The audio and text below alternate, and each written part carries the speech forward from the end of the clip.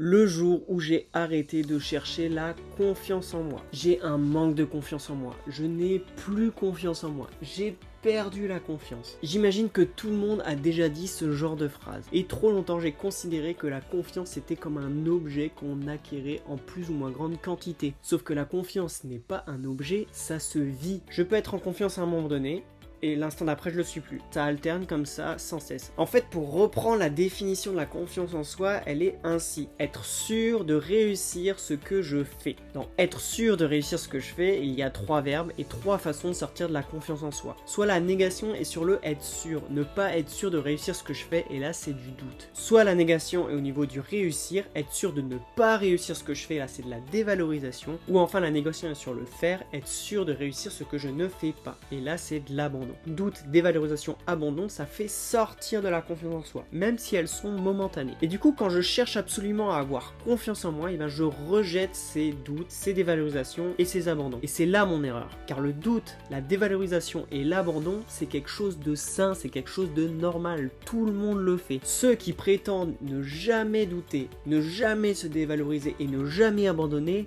bullshit, car tout le monde les ressent. Et au final, quelqu'un de en confiance, ce n'est pas quelqu'un qui ne doute jamais, qui ne se dévalorise jamais ou n'abandonne jamais, c'est quelqu'un qui se sert du doute, de la dévalorisation, de l'abandon pour progresser. Alors du coup maintenant, au lieu de lutter contre ces blocages en disant non, je veux pas douter, je veux pas me dévaloriser, je veux pas abandonner, et bien je préfère les accepter, bien les comprendre pour pouvoir m'en servir et rebondir le plus vite possible. Et le résultat de tout ça va faire que je vais avoir un gain de confiance en moi. Changer mon regard sur cette quête de confiance a permis de rendre mon monde plus sexy.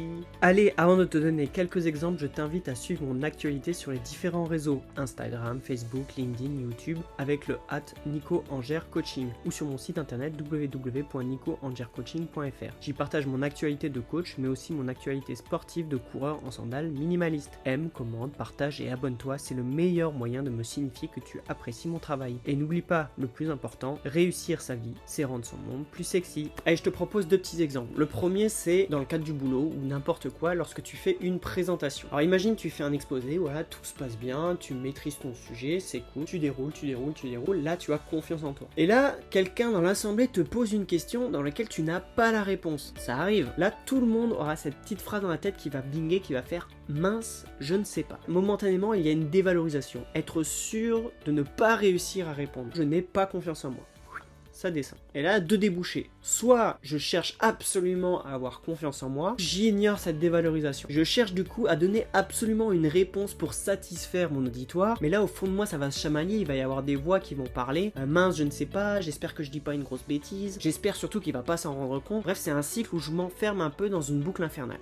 Ou alors, j'accepte le moment de non-confiance en moi, ce moment de dévalorisation. Ok, très bonne question, je ne sais pas y répondre pour le moment. J'accepte la dévalorisation vis-à-vis de tout le monde, mais une dévalorisation temporaire. Je vais me renseigner et te répondre plus tard. Revalorisation, je suis sûr de réussir à te répondre plus tard. Et là, je reviens dans un état de confiance en moi. J'ai le droit de ne pas savoir, j'ai le droit de ne pas avoir confiance en moi au moment où on me pose la question. Mais tout va dépendre du coup de ma réaction vis-à-vis de ça. Est-ce que je décide de m'en servir pour m'améliorer et gagner en confiance en moi, ou est-ce que je décide de l'ignorer et je réponds une connerie à la place. Deuxième exemple, lors d'un ultra trail. Imagine, tu cours, t'es dans la nature, les oiseaux chantent, tout va bien.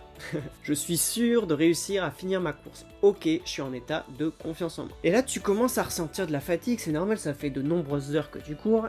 Physiquement, t'es à la peine, t'as le souffle court, et tout le monde aura cette petite voix aussi dans sa tête qui va faire « Mince, qu'est-ce qui m'arrive? Il faut que je m'arrête. » Là, il y a un moment de doute, je ne suis pas sûr de réussir à finir la course. Momentanément, j'ai un moment de non-confiance. Soit je cherche absolument à avoir confiance en moi. J'ignore le doute, et je ne veux sous aucun prétexte abandonner. Je ne m'écoute pas, je continue à courir au risque de me blesser, d'être malade, de faire un malaise, bref, bravo champion, t'as tout gagné, tu vas t'effondrer. Soit première étape, j'accepte cette non-confiance, mais de façon définitive. Ok, c'est mort, j'en peux plus, tant pis, je rends mon dossard et je rentre à la maison. C'est une spirale négative qui n'est pas bonne non plus. La bonne solution, c'est d'accepter temporairement cette non-confiance. Ok, je fais un break, je reprends tranquillement mon souffle. J'accepte le fait d'abandonner temporairement. Je vais en profiter pour manger, pour bien boire, peut-être dormir un peu et pour pouvoir repartir. Bref, je change de focus. Au lieu de je suis sûr de réussir à finir la course, hop,